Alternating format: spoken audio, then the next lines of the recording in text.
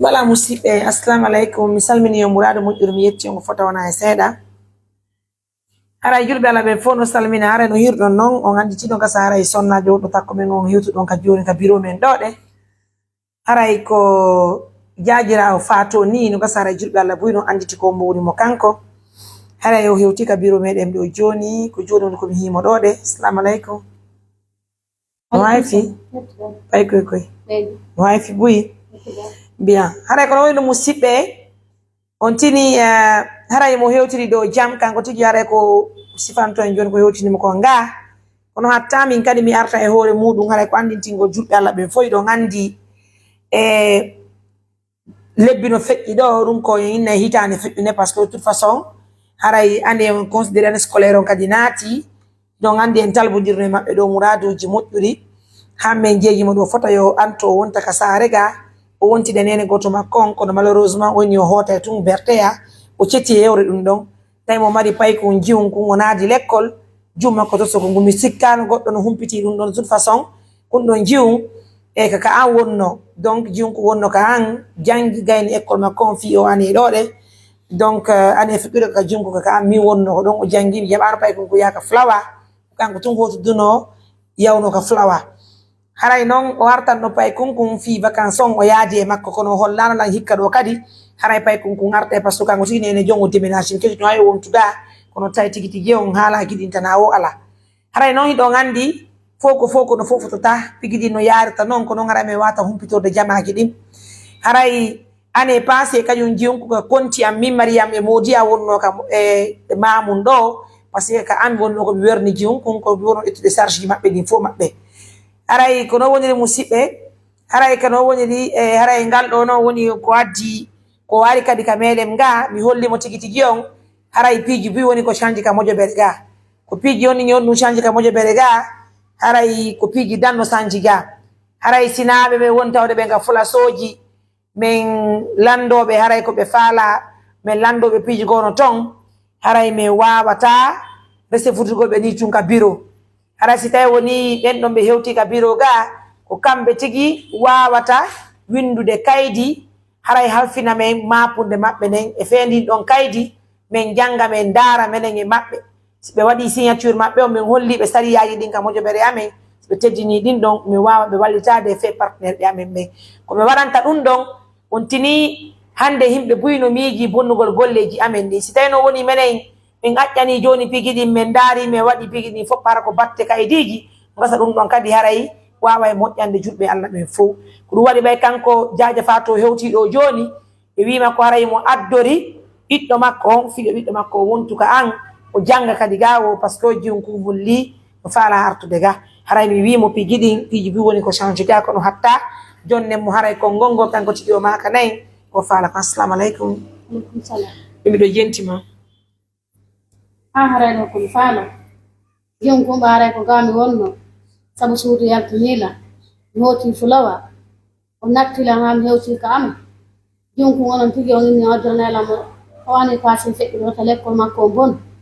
toujours mi yaranimo ɓa l'école fermi mi nayi mo ɓa l'école udditi jon kum wulle indi kañum kadi arte toujours haray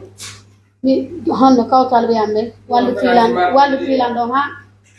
ɓe wallitilan ɗon ha sodanimo teni mi sodanimo paɗoy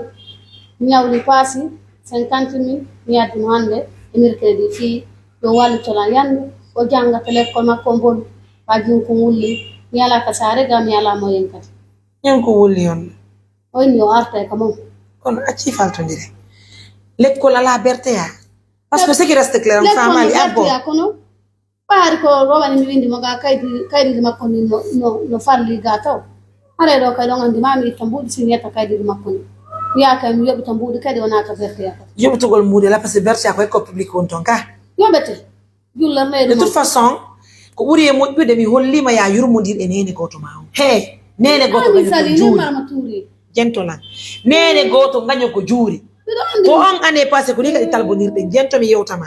nene goto gaño ko juuri anye Fatou si modi Fatou jaɓali an yiɗa duwa jaɓugol fama nene goto ma o si Fatou jaɓali an ko a woni jano an fama si ayima ko ɗo yurmodiri joni jentolan on fof o wona ene o ɓiɓɓe mon ɓey no nasa a faltade De toute façon, moi, mesdames, messieurs, l'année dernière, sa fille était chez moi.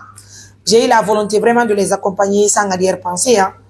Donc, non seulement c'est moi qui paye le transport de la petite de la maison pour l'école,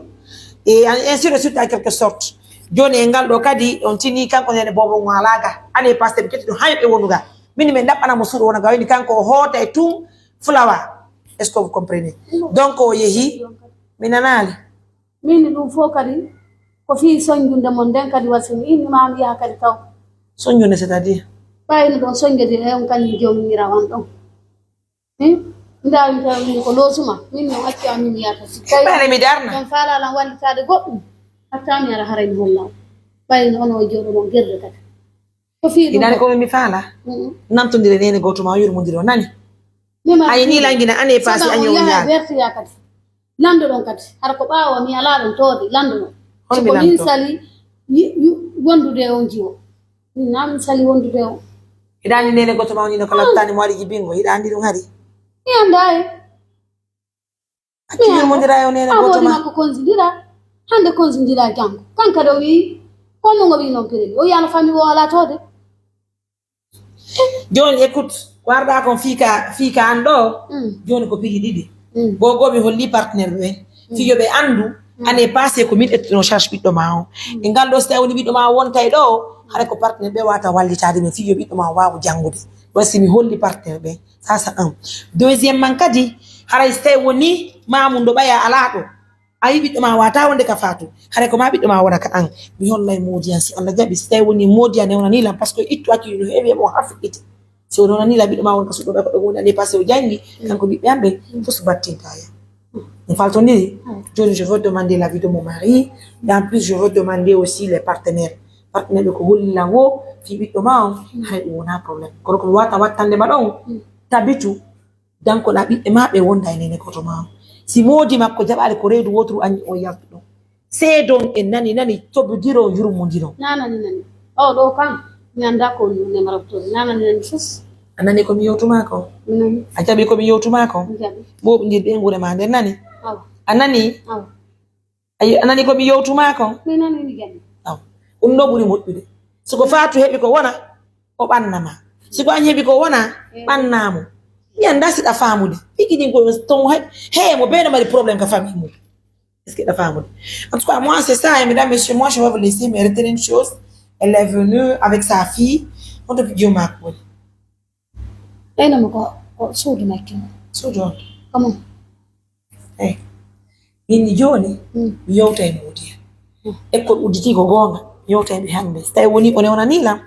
c'est pas grave je demande aussi l'avis des partenaires donc a di joom mako yo Allah newnu